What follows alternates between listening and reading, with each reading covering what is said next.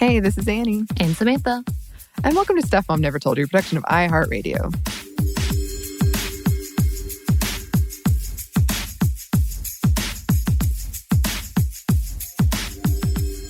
So today's date is January 19th, 2021. Mm-hmm. Yeah, there's some nerves, some holding of the breath right now.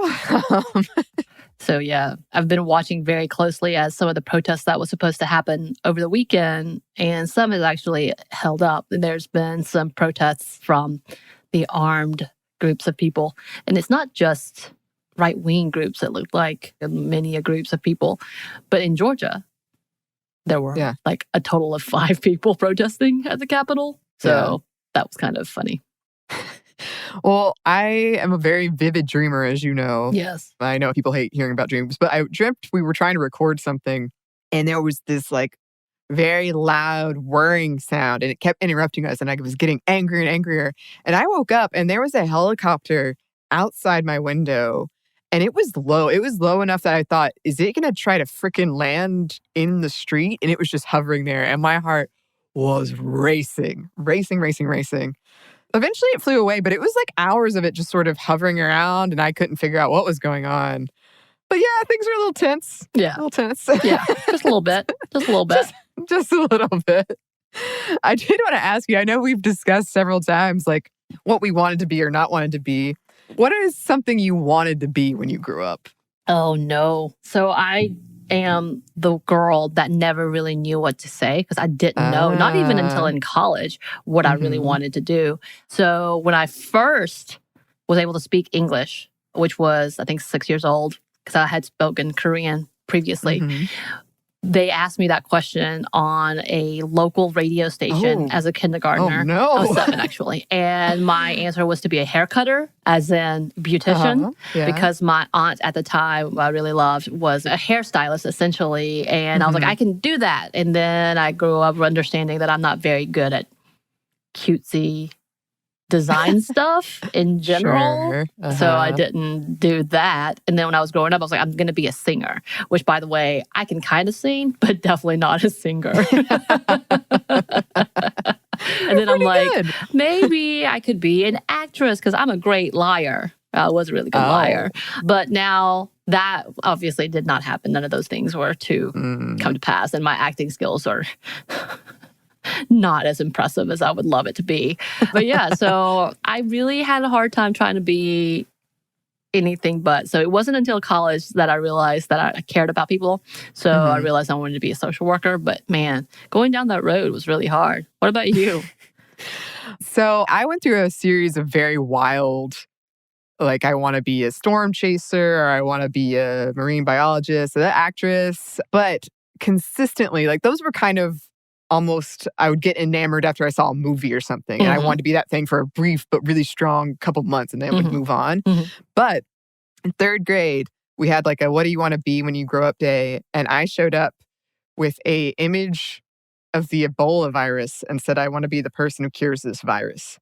And I wanted to be a surgeon, a doctor, and I like had in my head, even until like this was from all the way up into high school, I was convinced that's what I wanted to be. And then I kind of got like turned away by my surgeon mentor. Oh, wow. Oh, wow. But I wanted to bring this up today because we were talking about a month ago, there was this big kerfuffle around a Wall Street Journal editorial in which Joseph Epstein argued very demeaningly that Dr. Jill Biden should drop the doctor. Yeah. He wrote, Madam First Lady, Mrs. Biden, Jill, kiddo, a bit of advice on what may seem like a small but I think is a not unimportant matter. Any chance you might drop the doctor before your name? Dr. Jill Biden sounds and feels fraudulent, not to say a touch comic. The whole thing was pretty offensive in a lot of ways. Basically, he was suggesting only medical professionals should use doctor. Right. I mean, of course, a lot of people weighed in, including Merriam-Webster, I think went after him at one point, which we love to see.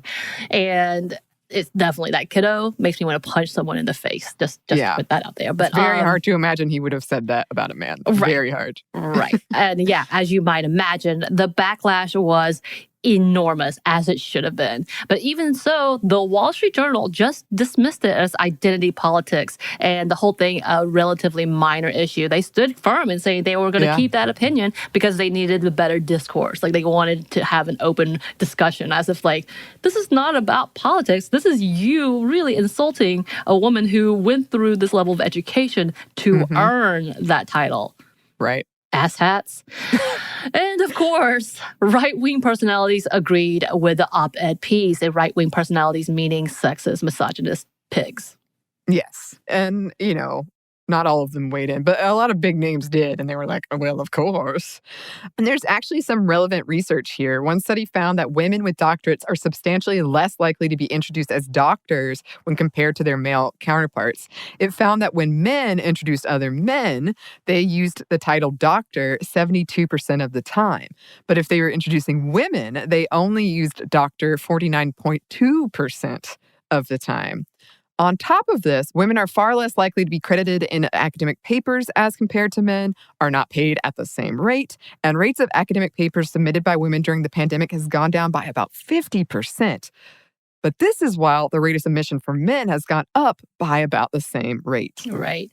And there's also a clear sexist ideal of what a first lady should be and do, obviously. Mainly that she should be ornamental, quiet, and look pretty. An extension of her husband, as in, like, she just decorates a tree every now and again, right? Right, yeah. And of course, Dr. Jill Biden threatens this whole idea. And she is the first lady, as we talked about before, keeping her job while in the White House. And we have to say kudos, who also has a very stern stance when it comes to education. So especially after having Davos, bye-bye, just to say that to her, being a part of the administration and ruining what many educators feel like should have been happening for support of our United States education system. Really excited to see what Dr. Biden will do, since this is actually her forte and bringing some good things in. I also love that they chastise her for her education and her degree, while we love that Pence calls his wife mother, and we're all okay with that.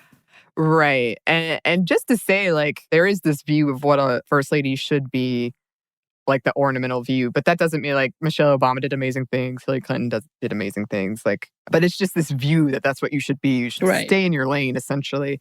Educators, they've also spoken out about how this article demeaned their profession and community colleges, which is really classist in a lot of ways. Right-wingers have called her education doctorate, which is an ed.d instead of a PhD, as, quote, something of a joke in the academic world, a degree that, quote, only deeply unimpressive people feel confers the honorific of doctor. Like, screw you. Just get out of here.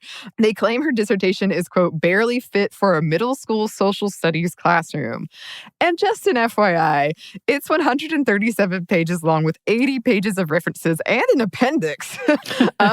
She spent 30 years in the field and has 2 master's degrees. And I think it was 13 years she was working on getting this. I haven't read the paper. I'll put that out there. But it just feels so sexist and condescending. Like, what things to say? And of all things, to actually do an article on it in a major newspaper outlet. Like, really? This is what you want to spend your time on? That you want to be an asshat and be condescending as hell? Cool. Oh, 2 asshats in one episode. Look, this is me lessening my curse words. So after all of this, there was an outpour of support for women who are doctors on Twitter, and women doctors adding the doctor to their Twitter profile just because, as they should. As I will never allow a guest or anyone on here that has earned their doctors not be called doctors, because I feel like you've earned that shit. You are proudly wear that shit and should be called by that.